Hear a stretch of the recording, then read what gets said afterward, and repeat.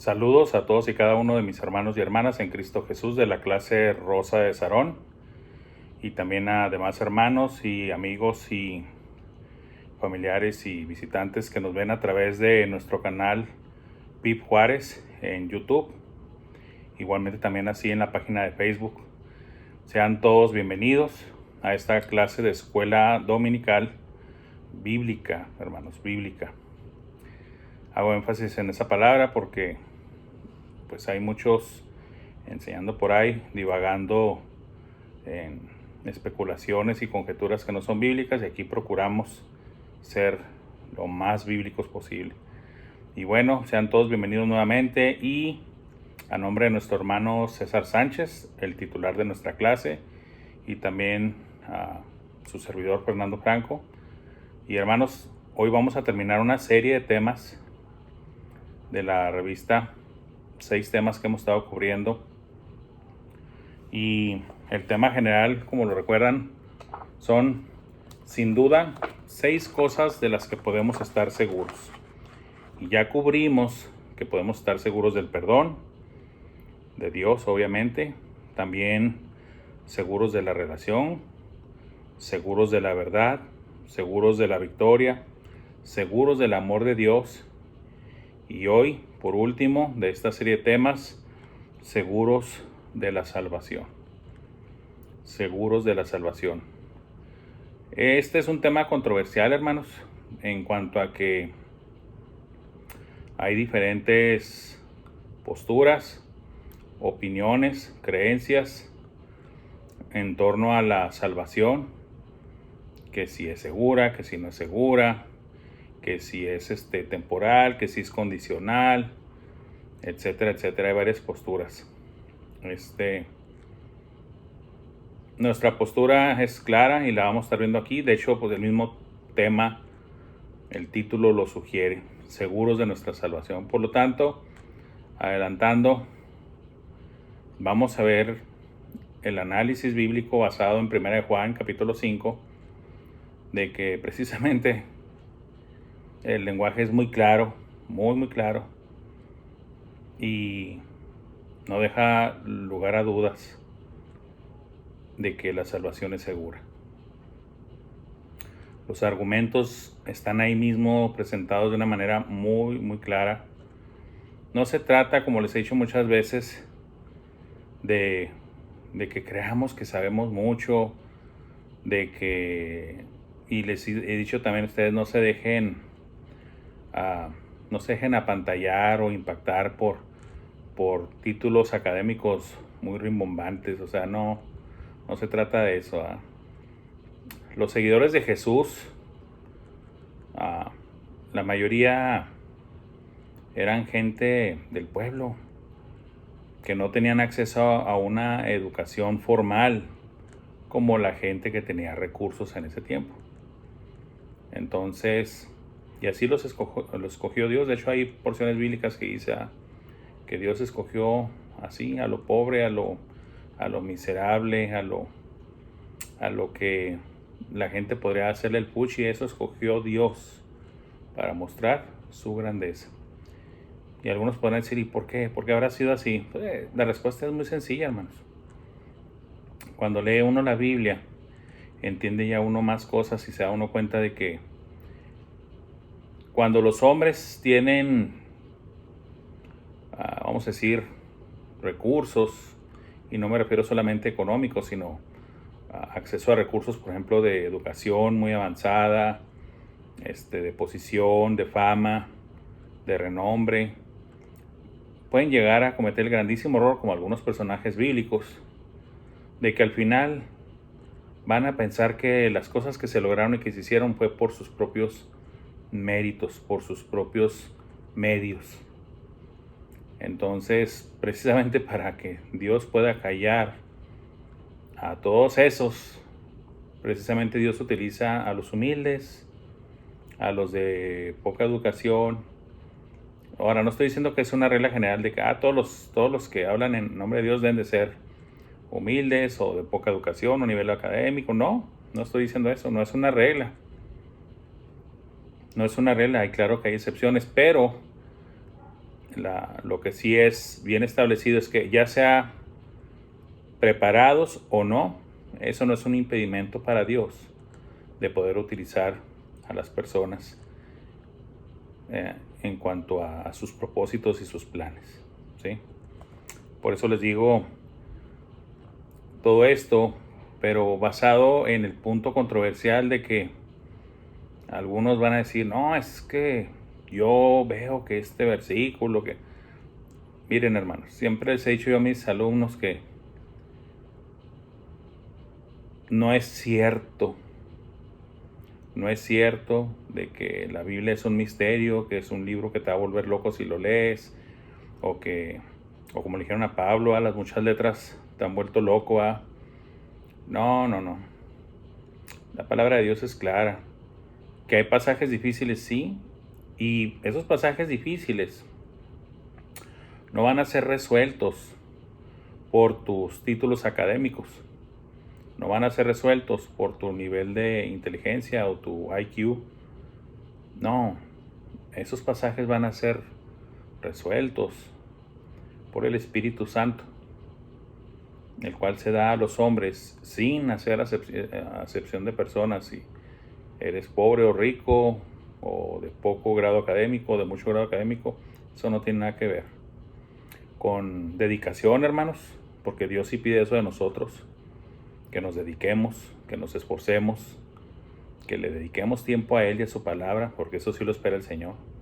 Con esto también aclaro, hermanos, con esto también aclaro, es algo que he enseñado también por muchos años, que cuando la palabra de Dios dice que cuando los lleven ante reyes o gobernantes, y el Señor dice, y no os preocupéis qué habéis de decir en aquella hora, porque en aquella hora os será dado qué habéis de decir, no significa, hermanos, que te van a venir conocimiento bíblico y de la palabra de Dios como arte de magia. Yo no creo en eso, hermanos. Sinceramente yo no creo en eso. No le veo base bíblica. Alguien podrá decirme, hermano, pero en el Antiguo Testamento venía palabra de Dios y el profeta no la conocía, nomás la decía. Sí, estás hablando del oficio de profeta en el Antiguo Testamento, y eso ya que decían los profetas ya se quedaba después escrito. Pero en nuestro caso, ya después de Cristo y 2000 años después, y durante todos estos 2000 años después de Cristo, nosotros nos basamos en las Escrituras, en la palabra de Dios. No andamos ya con revelaciones, porque no hay tal cosa ya después del Apocalipsis, ya no hay eso. Hay algunos hermanos que dicen, no, yo te recibo revelación. Bueno, los que somos cristianos que nos apegamos a la Biblia sabemos que no es así. Y yo sé que también va a haber controversia en eso que dije, pero pues como gusten, ¿verdad? Es así la cosa. No hay de que vi una luz y que esto y que lo otro. Pues yo siempre les he dicho, a lo mejor hasta en tono de broma, o usted cenó demasiado, o le cayó algo mal, o algo ingirió, ¿verdad?, que le está haciendo ver cosas, ¿verdad? No estoy hablando de contacto con el mundo espiritual, lo cual definitivamente existe, pero me refiero a los grandes errores históricos, como de un Joseph Smith viendo un ángel morón y dándole las tablas de oro con la escritura del libro de Mormón y cosas de ese tipo. No, ni tampoco las apariciones de a Mahoma y todas esas crisis que sufrió, ni tampoco las adivinaciones y locuras de Charles T. Russell.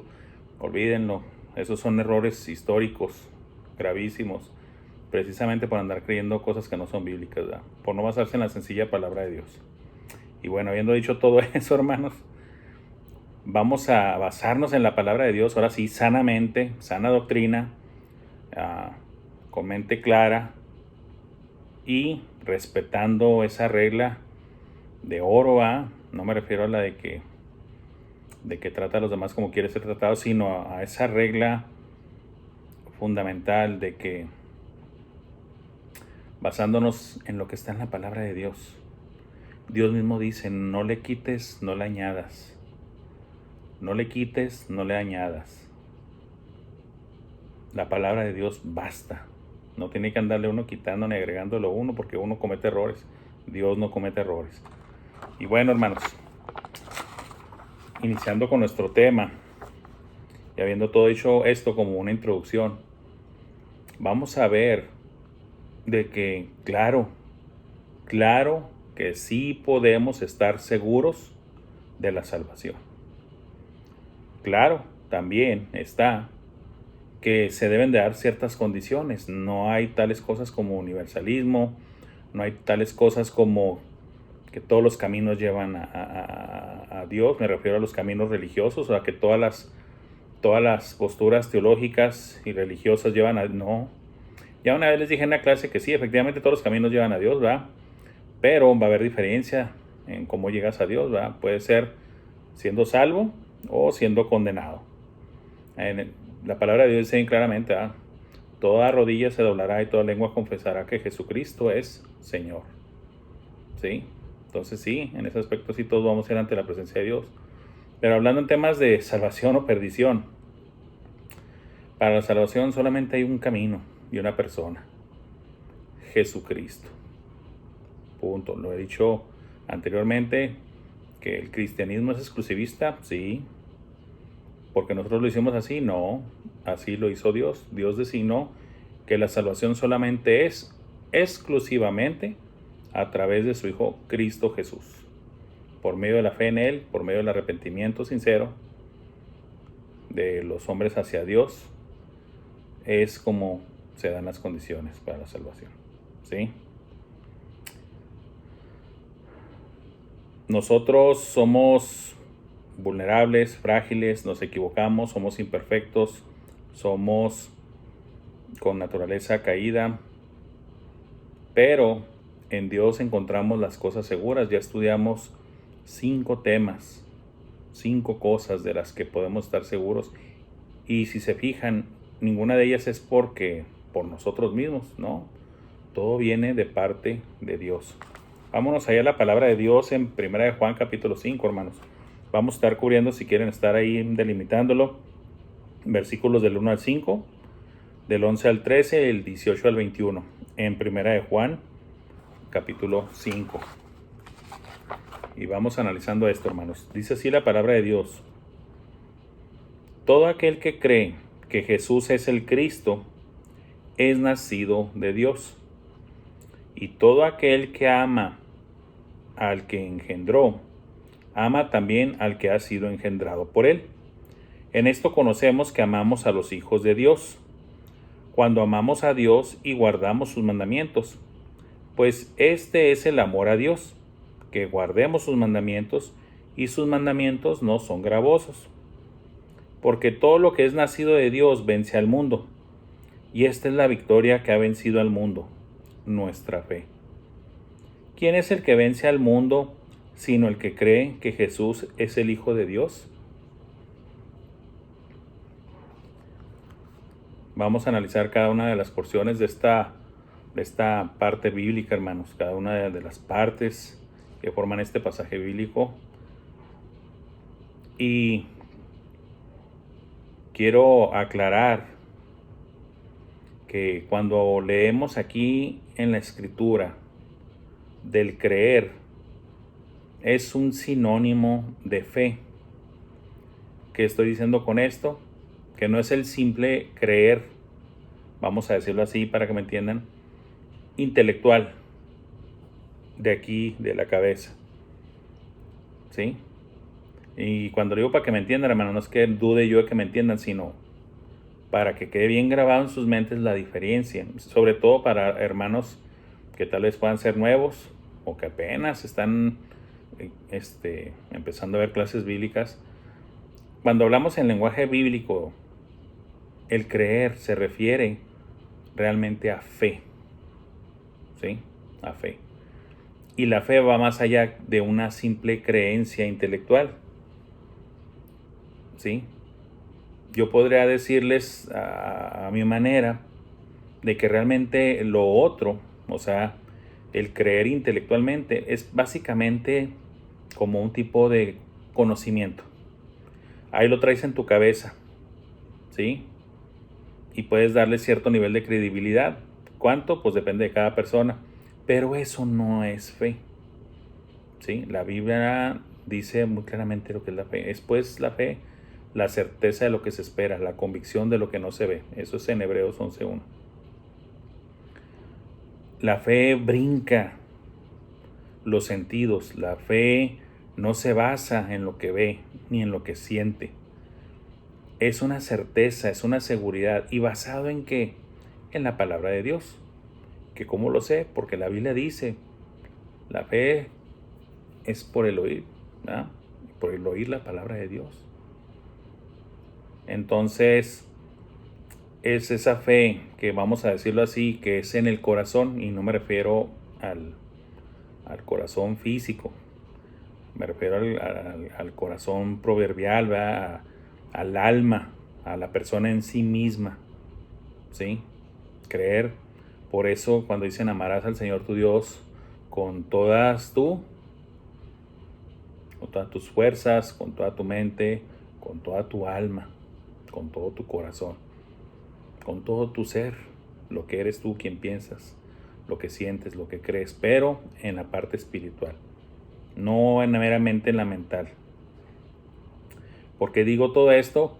Porque yo les aseguro que un gran por ciento de personas, cualquiera que éstas sean y que se topen usted en la calle y usted si les lee esto, les dice, tú sabes que todo aquel que cree que Jesús es el Cristo, es nacido de Dios, va a decir, pues entonces yo también soy nacido de Dios porque yo sí creo en Cristo. Todo el mundo cree en Cristo, hermanos. Y me refiero en el entorno, obviamente, mexicano. Si va a ser un país musulmán, ellos te van a decir que, creo que le dicen Isa, es otro nombre que le dan a Jesús. Y lo ven como un profeta nada más, no como el Hijo de Dios. Pero déjenme lo digo así de manera muy coloquial y no se ofendan, ¿verdad? Pero el borrachito tirado en la calle, o las mujeres de la vida galante, o el intelectual metido ahí en el periódico o en los libros, o sea, la mayoría de la gente va a decir, sí, cómo no, Jesús, y luego te van a decir, el Hijo de Dios, y tú dices, ¡ay, qué lenguaje tan cristiano! Pero, pues como dijo el Señor, ¿verdad? De manera muy clara, no todo el que me dice Señor, Señor, entrará en el reino de los cielos. ¿Por qué? Porque el tener a Jesús en la mente y en la boca no garantiza realmente para nada de que lo tengas en el corazón. Eso lo dijo Jesús, Mateo 7, del 21 en adelante, ¿verdad? Entonces, hago todas estas aclaraciones porque vamos a estar hablando mucho de la palabra de creer y creer y creer. Y eso es lo que significa aquí la palabra creer. Creer es tener verdadera y genuina fe en Jesucristo, una total confianza, una convicción total de que aunque no lo hemos visto en persona, ¿verdad? Recuerden lo que les dije, es pues la fe, la certeza de lo que se espera, la convicción de lo que no se ve. Nosotros no hemos visto a Jesús, hermanos. Eso fue hace 2000 años. Cristo dijo que eran bienaventurados aquellos que vieron las cosas que estaban viendo los que estaban en su tiempo. Cristo Jesús sabía que los de antes, los antiguos y que los del futuro, íbamos a desear haber visto un solo de los días del Hijo del Hombre, dice la palabra. Pero lo vemos y lo materializamos y lo creemos profundamente con convicción por fe, aunque no hayamos estado ahí con Él. Lo creemos y lo aceptamos por fe, ¿sí? Entonces, con esto ya voy a avanzarle más rápido a tener que explicar de que lo que está detrás de la palabra creer. Por eso aquí dice así, ya viendo lo que es creer. Todo aquel que cree que Jesús es el Cristo es nacido de Dios. Y todo aquel que ama al que engendró, ama también al que ha sido engendrado por él. En pocas palabras, no puede darse una situación en la que tú digas, yo amo al Padre y le echo todas las porras al Padre, pero del Hijo no, como que no. Y voy a hablar de manera muy clara. Por eso los testigos de Jehová son una secta, porque ellos por muchos años menospreciaron a Jesucristo, bajándolo de categoría, haciéndolo prácticamente un semidios y cosas por el estilo, lo cual son herejías, ¿verdad? Y por lo tanto no califican, no son dignos de ser llamados cristianos. En las enciclopedias los engrupan en el cristianismo, pero ese es un gravísimo error de alguien que no sabe hacer las enciclopedias, ¿verdad? Aunque sea un doctorado el que la hizo, ¿verdad? Nosotros los que estamos realmente en el cristianismo y que conocemos la palabra de Dios sabemos perfectamente que eso fue una barra basada, ¿verdad? Ni mormones, ni testigos de Jehová, discúlpenme, y si va a arder la política por esto que arda, ¿verdad? No son cristianos, ni muchos más. Puedo dar la lista más larga, hermanos, pero después van a tumbar el sitio. Yo creo que si doy todos los nombres, ¿verdad? No puedes estar bien con Dios y mal con Cristo. Y alguien puede decir, hermano, usted ha dicho que Cristo es Dios, sí, pero me estoy refiriendo a la Trinidad. No puedes estar bien con Dios el Padre y luego menospreciar a su Hijo Cristo, porque la palabra es bien clara. Dios es tan celoso de su Espíritu Santo y de su Hijo, que si tú menosprecias a uno o al otro, automáticamente estás despreciando al Padre. No hay tal cosa que puede estar nada más bien con uno o dos miembros de la Trinidad y no con los tres. También lo digo por los testigos de Jehová, de que dicen que el Espíritu Santo no es una persona, que es una fuerza, un agente. Eso se la pasaron viendo en las películas de la Guerra de las Galaxias y se afectaron demasiado, ¿verdad? Con la famosa fuerza. Están mal. Están muy, muy mal. Y también cualquier otra religión, por muy popular y que esté en todo el mundo y que sea la mayoritaria, todo concepto erróneo de Cristo, del Padre, del Espíritu Santo y de los demás personajes bíblicos, ya sea ensalzándolos demasiado como si fueran también casi dioses, son conceptos errores antibíblicos. No solamente no son bíblicos, son antibíblicos, contrarios a la fe. Digo todo esto porque este versículo es clave, ¿va? Es nacido de Dios, y todo aquel que ama al que engendró, o sea, el Padre fue el que engendró, ¿a quién? Al Hijo, ama también al que ha sido engendrado por él, o sea, que a Cristo. En esto conocemos que amamos a los hijos de Dios, y esto es interesante, cómo brinca de hablar del amor, ¿verdad?, al plural, volviendo a repetir el concepto de que el sello, la evidencia de que somos la iglesia de Cristo, de que somos de Dios, es por el amor que nos tenemos entre unos y otros, como hermanos en la fe. Ya explicamos en clases pasadas que ese amor no es el nuestro, es el amor de Dios a través de nosotros. Él es quien nos habilita en poder amar como Él ama. No es de manera natural el amor humano, el cual es defectuoso. Sí, podrá ser tal vez con cierto nivel de nobleza, de buen sentimiento, lo que ustedes quieran, pero les he hablado bíblicamente que es imperfecto. No lo digo yo, lo dice la Biblia. Pero el amor de Dios es amor perfecto, es el agape, el amor sacrificial, el que no es egoísta, el que da todo por el otro. Así lo demostró Cristo y el Padre al haber estado de acuerdo en que Cristo muriera en la cruz. ¿Sí? En esto conocemos que amamos a los hijos de Dios cuando amamos a Dios y guardamos sus mandamientos. Volvemos a repetir, esto es también una enseñanza muy clave y muy poco entendida en ocasiones aún en los círculos cristianos. ¿Cuál? De que la única manera de demostrar el amor a Dios es siendo obediente a sus mandamientos o guardando sus mandamientos, que es lo mismo. ¿Sí? Lo he dicho, no es de que te vayas al Tibet, no es de que recorras toda África y les des de comer a todos los niños pobres, no es de que hagas muchas obras de caridad, no es eso, no es eso. Discúlpenme, pero no es eso.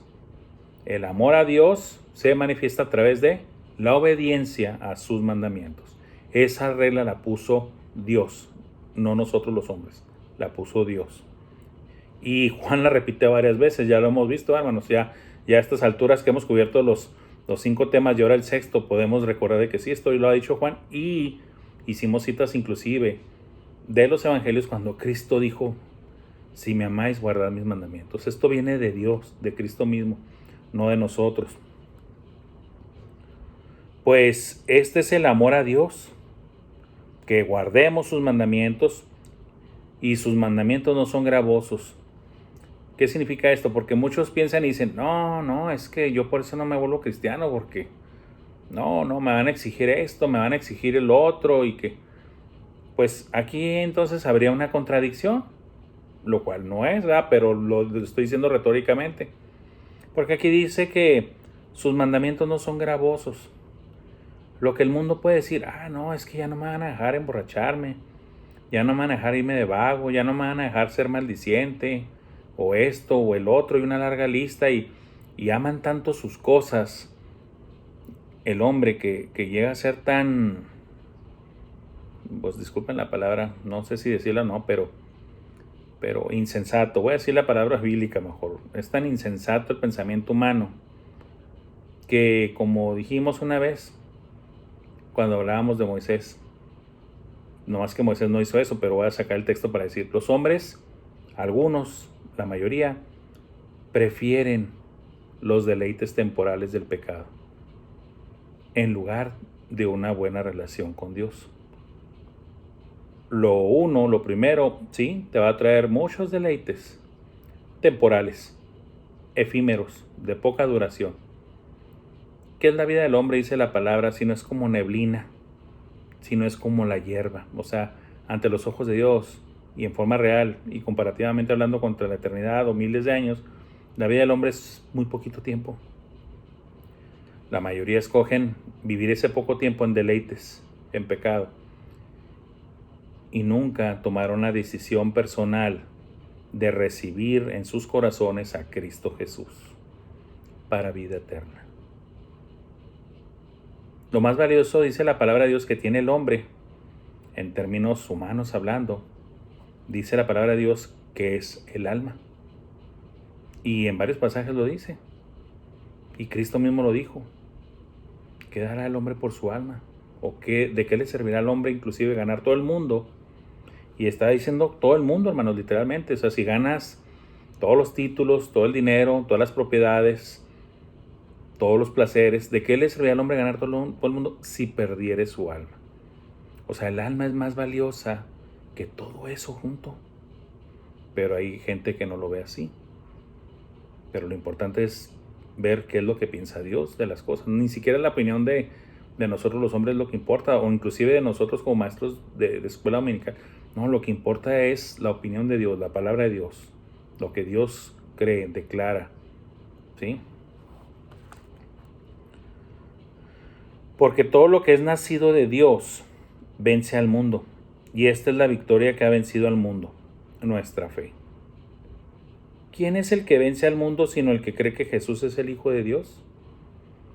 O sea, que cuando tienes fe en Cristo, cuando pones toda tu fe en Jesucristo como Dios, Señor y Salvador personal, cuando haces eso, eres en automático un vencedor. Porque Cristo es vencedor. Cristo ya venció. Hasta hay un himno cristiano que dice: Cristo la tumba venció. Él venció a la muerte. ¿Y qué es la muerte? Alguien puede decir: ay, ¿qué es la muerte? La muerte ha sido siempre el peor enemigo de la humanidad y de la creación misma. La creación gime a una por ser redimida, dice la palabra. ¿Y por qué tiene que ser redimida? Porque cayó bajo maldición por el pecado cometido por el hombre en el huerto de Edén. Y quiero aprovechar y decirles esto, hermanos. Lean, yo sé que lo han hecho, pero vuelvan a leer. Los voy a aconsejar esto, también a los nuevos, o a los que nos visitan por primera o segunda ocasión aquí en este canal. Lean el capítulo 2 y el capítulo 3 de Apocalipsis. Son las 7 cartas enviadas por parte del Señor Jesucristo a las 7 iglesias de Asia. Que no quiero ahorita desplayarme mucho en eso, pero en pocas palabras, esas 7 cartas representan las diferentes condiciones en las que pueden estar las diferentes iglesias de Dios. Y no me refiero a denominaciones, no, me refiero a las diferentes iglesias de Dios, porque cada grupo de creyentes bautizados en el nombre del Padre y del Hijo y del Espíritu Santo, y que se reúnen de forma local, eso es una iglesia, según la descripción bíblica. Una asamblea de creyentes llamada apartada hacia afuera. Por eso el plural, iglesias. ¿Sí? Y al final de cada una de esas cartas, Cristo hace una promesa. Ya no en sí a toda la iglesia, sino, por eso dice: el que tiene oído, oiga lo que el Espíritu dice a las iglesias. El que venciere le daré esto, esto y esto y eso. Y hace promesas siempre al vencedor. Y también más adelante ya te dice claramente, porque no es nomás el vencedor, en esta iglesia y en esta, no. El vencedor dice, va a heredar todas las cosas, todo lo prometido. ¿Y quién es el vencedor? Bien sencillo. Todo aquel que cree que Jesucristo es el Hijo de Dios. Todo aquel que cree el Evangelio de Jesucristo, de que Cristo es Dios, pero vino y se hizo hombre, ¿sí? Y nos vino a mostrar la verdad bíblica, la verdad de Dios Padre, y cumplió el propósito de Dios Padre, morir en la cruz por nosotros, porque era necesario que un ser perfecto y sin pecado pudiera morir en lugar de todos nosotros que somos imperfectos y pecadores. Porque nosotros morir entre nosotros mismos y por nosotros mismos no sirve de nada. Sería pecadores muriendo por pecadores y eso no satisface la justicia de Dios. Tendría que ser un hombre perfecto por alguien imperfecto. Y solamente perfecto, Cristo. Eso dice la palabra de Dios. Perfecto y sin pecado. Y si tú crees todo eso y que se levantó al tercer día de la muerte, si tú crees el Evangelio, que está conforme a las Escrituras, de todo corazón, con toda tu mente, con toda tu alma, con todas tus fuerzas, o sea, fe. Y por lo mismo esa fe te lleva al arrepentimiento. ¿Por qué te tienes que arrepentir? Porque te estás enterando y sabiendo que Cristo murió por culpa tuya y mía, por culpa de nuestros pecados. Por lo tanto, claro que tiene que haber arrepentimiento. Esa fe te tiene que llevar a arrepentirte genuinamente delante del Señor y pedirle perdón y pedirle que pueda venir a tu persona y que tú le puedas recibir para ser salvo. ¿Sí? Ese es el verdadero vencedor, y el vencedor heredará todas las cosas. ¿Quién hace estas promesas, hermano? Las hace Dios en su palabra. Recuerden, estamos hablando del tema de la seguridad de la salvación. Podemos estar seguros de la salvación. Y ahorita vamos a entrar en un tema un poquito que puede ser controversial en el contexto religioso mexicano, pero también de otros países. Ahorita van a ver por qué. Y este es el testimonio, ya en el versículo 11 al 13, en capítulo 5 de 1 de Juan, dice así. Y este es el testimonio que Dios nos ha dado vida eterna. Escuchemos.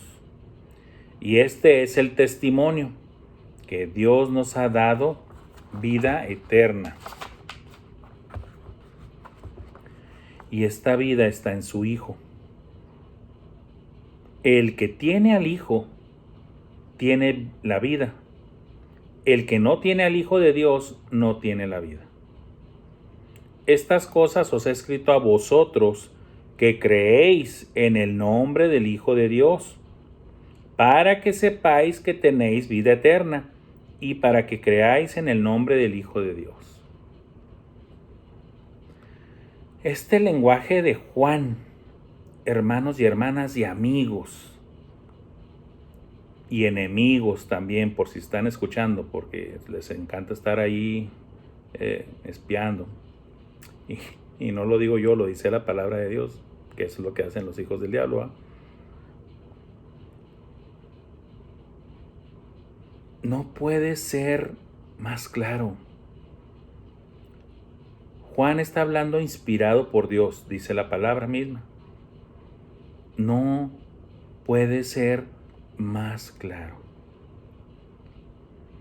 Los cristianos bíblicos, los cristianos que creemos en la Biblia y que basamos toda nuestra creencia y que es para nosotros la máxima autoridad de cómo regir nuestras vidas, la palabra de Dios.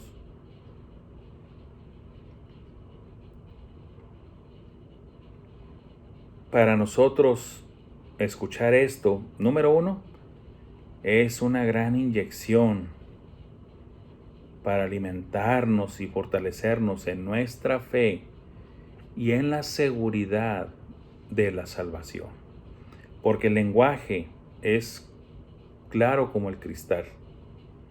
¿Por qué estoy haciendo tanto énfasis en esto? Porque hay algunos que no conocen la palabra de Dios, que no se han tomado el tiempo de leer y estudiar la palabra de Dios y salen con su comentario heredado de decir a un cristiano, tú no puedes decir, cristiano, que eres salvo. Estás pecando de presunción, estás pecando de asumir algo que tú ni siquiera sabes que tienes. Eso hasta el final se decide, dicen ellos, ¿verdad? Cuando ya Dios pese todas tus buenas y malas obras, y si pesan más las buenas, pues entonces a lo mejor sí entras al cielo, pero si no, no.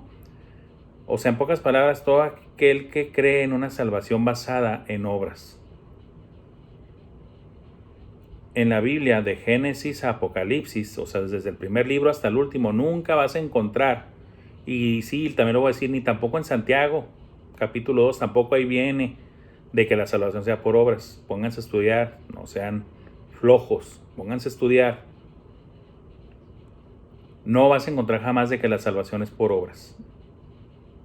Todo lo que dice la Biblia por todos lados es de que la salvación es por fe. Por fe. Efesios 2, 8 al 10 no puede ser más claro. Es pues, porque por gracia, por regalo de Dios no merecido, eso es gracia. Porque por gracia sois salvos por medio de la fe. Y esto no de vosotros, pues es don de Dios, no por obras para que nadie se gloríe. ¿Qué parte no entienden de que no por obras para que nadie se gloríe? Y que no entiendan también la carta a los Romanos y todas las demás partes del Nuevo Testamento, que son bien claros, que la salvación es por fe, solo por fe, ¿sí? ¿Por qué hago tanto énfasis? Porque esta clase, hermanos, es bíblica, y el título de nuestra clase de hoy es Seguros de la Salvación. ¿Por qué podemos estar seguros de la salvación? Porque la palabra de Dios aquí es clara como el cristal. Y este es el testimonio que Dios nos ha dado. Dios lo ha dado. No lo dio el hombre. No es de que el cristiano se crea. No es de que el cristiano llegó a la conclusión. No es de que el cristiano supone. No, este es testimonio de Dios. ¿Cuál? La vida eterna. ¿Y por qué la vida eterna? Y esta vida está en su Hijo. Cristo dijo, yo soy el camino y la verdad y la vida. Cristo es la vida. Por lo tanto, el que tiene al Hijo, el que lo ha recibido, tiene la vida. ¿Y qué clase de vida es Cristo? Vida eterna. Vida eterna. Por eso no lo pudo retener la muerte ni el sepulcro, porque Él es la vida eterna. El que tiene al Hijo, tiene la vida. Oye, pero es que tú no puedes. No, es que no lo digo yo, lo dice el Señor. ¿Qué parte no entiendes? Si yo ya tengo al Hijo, tengo la vida. No lo digo yo, ni lo dice mi pastor, ni lo dice mi maestro de escuela dominical, ni lo dice el evangelista, ni el misionero. Nosotros solamente repetimos, lo dice Dios. El que tiene al Hijo, tiene la vida. Y obviamente, el que no tiene al Hijo, pues no tiene la vida. O sea, es que está perdido. Estas cosas os he escrito a vosotros que creéis en el nombre del Hijo de Dios. Esto se lo estoy escribiendo a ustedes que creen, dice Juan. ¿Para qué? Otra vez, para que sepáis que tenéis vida eterna. Para que sepan que tienen vida eterna, en lenguaje más actualizado. Porque este es castellano un poquito más allá, es la versión 60. Para que sepan que tienen vida eterna, que tienen, verbo tener en tiempo presente, no de que a ver si van a tener, a ver si quizá, y mucho menos de insertarle aquí cosas de que, y cuando se pesen tus obras, a ver si pesan más las buenas que las malas. Eso jamás dice aquí. Por favor, lean la Biblia. ¿Cómo sabemos que tenemos vida eterna? ¿Cómo podemos decir que tenemos salvación? Pues aquí dice Juan. Déjame te lo escribo, ¿ah? Te lo estoy escribiendo a ti que crees, porque por el hecho de que crees, ya tienes vida eterna. ¿Sí? ¿Y qué quiere decir esto? Bien sencillo. Que ya eres poseedor, tiempo presente de la vida eterna. Y dice Juan, y quiero que lo sepas. No tenemos que esperar al final de nuestros días y al momento de cerrar nuestros ojos en esta tierra para aventarnos un volado y rifarnos la eternidad, para ver si mis obras fueron más las buenas que las malas. Eso es miserable. Eso es miserable. Aquí Juan está diciendo, ya ahorita en este momento te puedo decir que si tienes al Hijo tienes vida eterna. Te lo escribo para que lo sepas. Ya ahorita, en tiempo, en vida. No estarte torturando tu mente, tu alma, toda la vida con la duda de que a ver si voy al cielo o no. Eso es una ruleta rusa espiritual. No puedes estar haciendo eso, no debes de hacerlo. Es tortura y la verdad no tiene ningún valor. Entonces, para que lo sepan y se les quede bien grabado, es Dios en su palabra inspirada hablando por medio de Juan, que dice sencillo: si crees, si tienes fe de todo corazón, con toda tu alma en mi Hijo Jesucristo, tú tienes a mi Hijo y por lo tanto tienes vida eterna, y quiero que lo sepas, ya la tienes. ¿Sí? Y para que creáis en el nombre del Hijo de Dios. No hay dudas en este lenguaje, hermano. El que quiere inventar otra cosa, bueno, no podemos frenarlo de que invente alguna otra cosa. Dios da esa libertad. ¿Cuál libertad? De la decisión, de elección, de libre albedrío. No se forza a nadie. Lean los evangelios y van a ver que Jesús nunca forzó a nadie. Él invitaba. Él trabaja con voluntades. Tiene que ser de manera voluntaria, sin que nadie te tuerza la mano. Porque entonces no sería fe, ¿sí? Sería un régimen, sería una secta, sería un totalitarismo, no sé cómo se dice, ¿verdad? Algo totalitario, ¿verdad? Forzarte a creer algo que simplemente ni tú lo crees en el corazón. Vas a decirlo tal vez con los labios porque te da miedo, ¿verdad? ¿Qué es lo que estoy diciendo? Que muchas denominaciones o religiones tienen a sus miembros cautivos por el temor de que si no hacen suficientes obras, si no venden suficientes revistitas, si no juntan suficiente dinero para caridades, si no cumplen cierta cantidad de sacramentos, entonces no van a ir al cielo. A eso le llama la Biblia mentira, invento del hombre, doctrina de demonios. Muchos nombres tiene esto, pero no es palabra de Dios. La palabra de Dios dice que la salvación es por fe, no por obras, para que nadie se gloríe. Primera de Juan 5, 18 al 21, ya para finalizar, hermanos. Sabemos que todo aquel que ha nacido de Dios no practica el pecado, pues aquel que fue engendrado por Dios le guarda. Y el maligno no le toca. Sabemos que somos de Dios y el mundo entero está bajo el maligno. Pero sabemos que el Hijo de Dios ha venido y nos ha dado entendimiento para conocer al que es verdadero. Y estamos en el verdadero, en su Hijo Jesucristo. Este es el verdadero Dios y la vida eterna. Hijitos, guardaos de los ídolos. Amén. Lenguaje fuerte y claro. ¿Contra quién? Recuerden que lo vimos en temas pasados de esta misma serie. ¿Contra quién está hablando Juan? ¿A quién está poniendo Juan aquí en su lugar?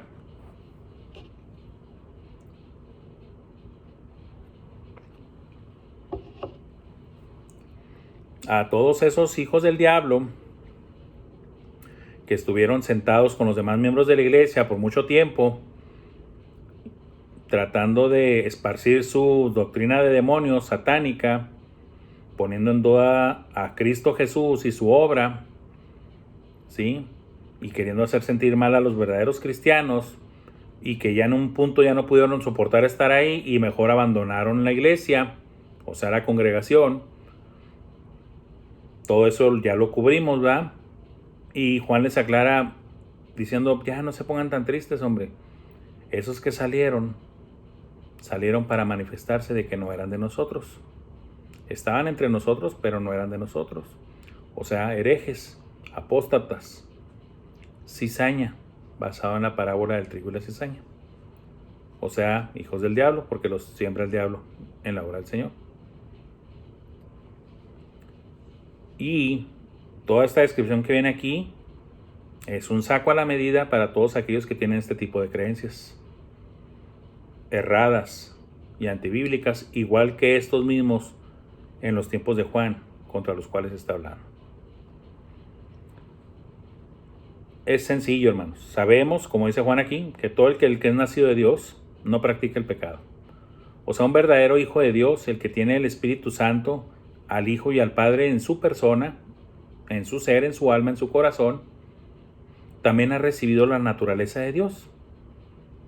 Ya no está abandonado a su suerte, teniendo solamente la naturaleza caída y pecaminosa del hombre, sino que ahora ya tiene también la naturaleza de Dios, el Espíritu de Dios. ¿Para qué? Como dice la palabra de Dios, para que ya no hagáis lo que quisierais. O sea, ya hay una batalla, ya hay una lucha. Antes eras completamente vendido y perdido al pecado, pero ahora, cuando ya tenemos a Cristo Jesús en nuestro corazón, su Espíritu Santo, el Espíritu nos habla a través del Espíritu. Su Espíritu habla a nuestro espíritu. Y si quieren verlo a lo mejor un poquito más aterrizado, utiliza nuestra propia conciencia para corregirnos, dirigirnos siempre a hacer las cosas de Dios, lo que es recto y justo delante de sus ojos. En pocas palabras, nos lleva a guardar sus mandamientos. Y, por lo tanto, a irnos alejando de las cosas pecaminosas. ¿Significa que el cristiano ya no vuelve a pecar? No, no significa eso. La palabra de Dios enseña, mismo Juan lo dijo. Y si alguno hubiera pecado, o sea, que Juan está diciendo, existe la posibilidad de que alguno caiga en pecado, ¿va? Y si alguno hubiera pecado, abogado tenemos para con el Padre. ¿A quién? A Jesucristo. Juan sabe que puede el cristiano caer en pecado, pero fíjese lo que dice aquí. El que es nacido de Dios no practica el pecado. O sea, no está viviendo continuamente en el pecado. No es su estilo de vida, no es su deporte, no es su práctica, no vive constantemente en él. Si es así, claro que cabe la completa y racional duda de que esa persona siquiera sea hijo de Dios.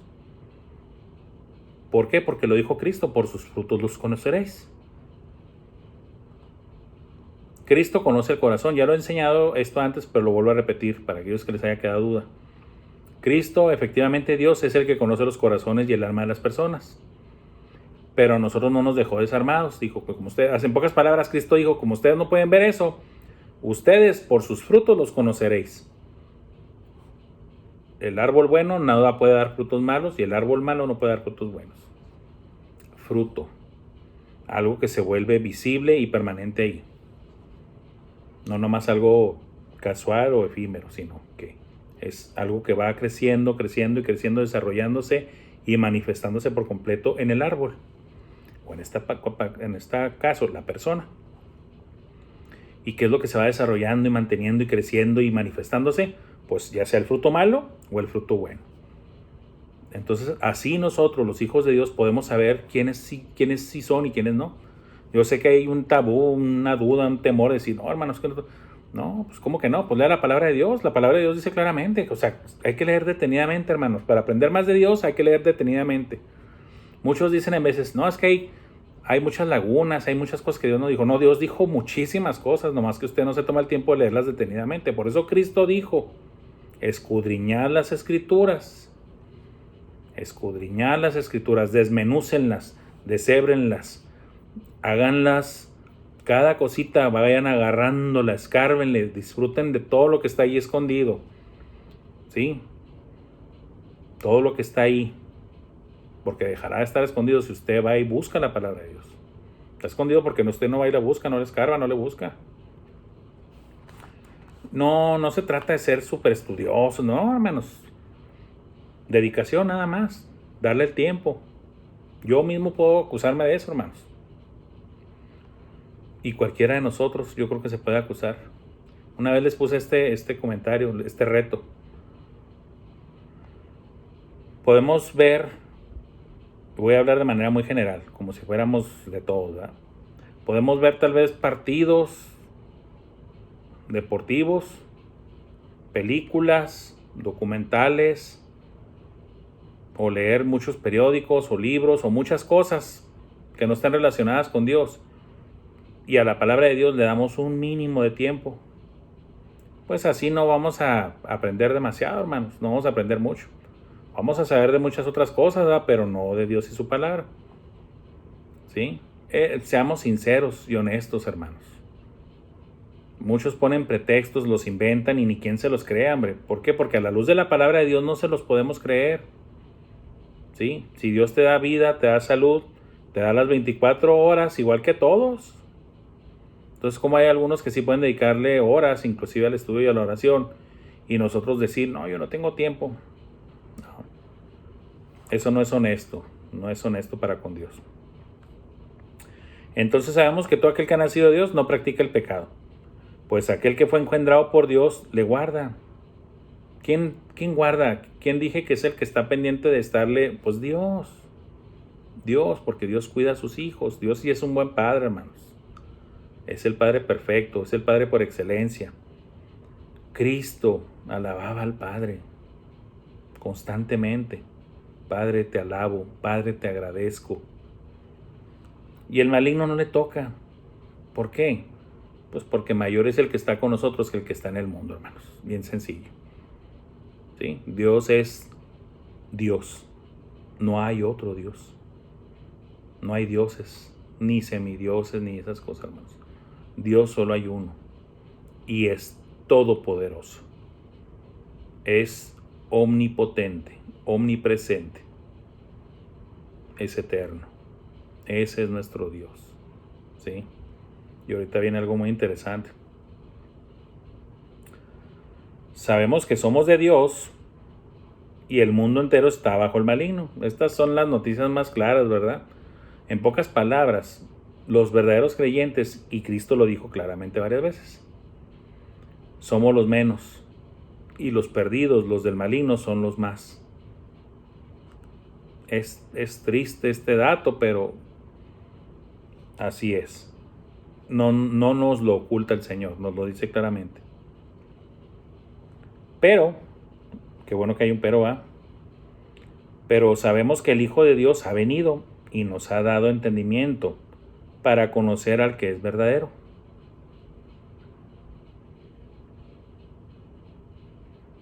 ¿Y quién es este verdadero? Porque aquí habla del verdadero. Y dice, y estamos en el verdadero. Hoy, ¿quién es el verdadero? Por si existiera la duda, ¿va? En su Hijo Jesucristo. Cristo mismo también lo dijo. Yo soy el camino y la verdad. Él es el verdadero. Este es el verdadero Dios. Ojo, ojo con esta declaración clarísima. Y estamos en el verdadero, en su Hijo Jesucristo. Entonces, ¿quién es el verdadero? Jesucristo.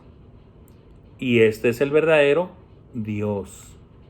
No un semidios, no un Dios inferior o de cierto rango. Jesucristo es Dios. Lo digo con el amor de Cristo. Aquellos sectarios, aquellos engañados, aquellos apóstatas ya están jugándose su alma. Si se sostienen en esas apostasías, en esas herejías, en esas barbaridades de hacer menos a Cristo y quererlo rebajar a una postura de semidios o de un Dios inferior, y no que es igual al Padre y al Espíritu Santo, usted va derechito al infierno por toda la eternidad. Cambie su actitud y su postura hacia Jesucristo, quien es el verdadero y único Dios. ¿Sí? Este es el verdadero Dios y la vida eterna. Si se fijan, se repiten mucho las palabras que Cristo dijo: yo soy el camino y la verdad y la vida. Las tres. Este es el verdadero Dios y la vida eterna. hijitos guardados de los ídolos. O sea que todo lo demás que no sea Dios, pues es un ídolo. Y hay otros muchos ídolos. El trabajo, el dinero, la fama, los vicios, los pecados y muchas cosas más. Todo aquello, persona, cosa, evento, hobby, práctica, todo aquello que nosotros ensalcemos en nuestra vida y en nuestro corazón y que le demos más prioridad que a nuestro Dios, eso en automático lo convierte en un ídolo y a nosotros en unos idólatras. Hijitos guardados de los ídolos. Amén. Que significa así sea. Bueno, hermanos y hermanas, ya cubrimos los 6 temas, hermanos, y ahora vimos seguros de la salvación. ¿Por qué podemos estar seguros de la salvación? Porque Dios declara claramente cuáles son los términos de la salvación. El que verdaderamente, de toda su mente, de todo su corazón, de toda su alma, cree en el Hijo de Dios, en Jesucristo, quien es realmente Dios también, el verdadero y la vida eterna, ese tiene vida eterna. ¿Y qué es vida eterna? Salvación. No, pero ¿y si dejas de portarte bien y que con el otro? Pues entonces dejaría de ser eterno, ¿eh? No tendría el derecho de tener la palabra eterna. Si se fijan, hermanos, que el razonamiento bíblico inmediatamente saca afuera el razonamiento humano, porque los que llegan a decir, y les digo humanos, no les quiero decir hermanos en Cristo, porque esto es fatal. Aquellos que dicen, y disculpen que lo diga así, pero no, es que la salvación se condiciona a que tú te portes bien. Pues entonces, ¿para qué hablamos de que la Biblia hable de términos de vida eterna? Porque si fuera vida eterna, realmente, pues es de que no se pierde, por eso es eterna, para siempre. Pero si tú dices que se pierde, pues entonces no tiene nada de eterna, ¿verdad? Sería semi-eterna, o parcialmente eterna, o interrumpidamente eterna. O sea, otro concepto que no es bíblico. Es defectuoso ese pensamiento, y esa doctrina y esa teología es defectuosísima. Entonces quita la palabra eterna de la Biblia, porque tu teología es lo que está diciendo. No depende del hombre la salvación, hermanos, siempre ha dependido de Dios. Él es el que tuvo la iniciativa aún antes de crear al mundo. ¿Sí? Toda la honra y la gloria siempre son y serán y deben de ser para Dios, únicamente para Dios, el cual nos salvó por medio de su Hijo Jesucristo. ¿A quién nos salvó? A los que hemos puesto nuestra fe en su Hijo Cristo Jesús, como lo leímos aquí en Juan. ¿Quién es el que vence? Sino el que ha creído en el Hijo de Dios. Ese es el vencedor. Así somos los vencedores, hermanos, creyendo en el Hijo, Cristo Jesús. Gracias por su paciencia, hermanos, y espero que estas 6 lecciones, de las 6 cosas que podemos estar seguros, las atesoremos, porque son de gran bendición y ayuda para los días malos, para las temporadas y épocas malas, en las que busca uno refugio, seguridad, un ancla fuerte. Dios es todo eso, hermanos. Él es nuestra seguridad, nuestro refugio, nuestro castillo, nuestra fortaleza, nuestro Dios, nuestro Señor, nuestro Salvador. Claro que podemos estar seguros de su salvación, claro que sí. Porque nosotros somos no, porque Dios es grande. En misericordia, en gracia y amor. Dios me los bendiga a todos. Gracias, hermanos.